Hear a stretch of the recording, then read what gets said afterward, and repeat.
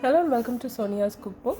Today we are making Goan dish called churmo, which is sweet, spicy and crunchy and is offered during festive occasions. So let's get started. Add 1 cup of whole wheat flour, half teaspoon of table salt, half cup water. Knead to slightly stiff dough. Cover and rest the dough for 15 to 20 minutes. Heat vegetable oil on medium heat. Apply some oil and roll the dough. Prick the dough with fork for flat, crisp puris. Transfer rolled dough into medium hot oil. Keep flipping the puris till golden brown. Fry till crisp and golden brown.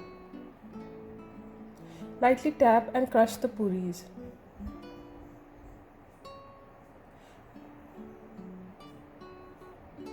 Take 1/3 cup of water, which is 5 tablespoons, 1½ cup jaggery, and stir it well. Cook the syrup on low heat. Now add 1 teaspoon lemon juice.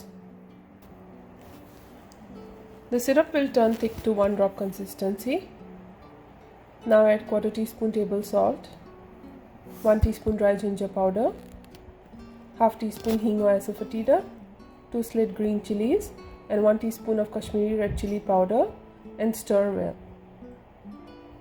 Add the crushed puris, 2 to 3 tablespoons roasted cashew nuts, 2 teaspoons roasted sesame seeds, and quickly stir.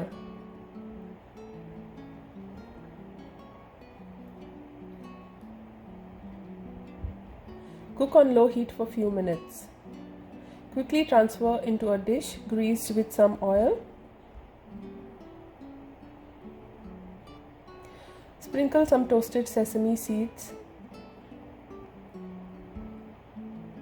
Cool and cut it into small squares.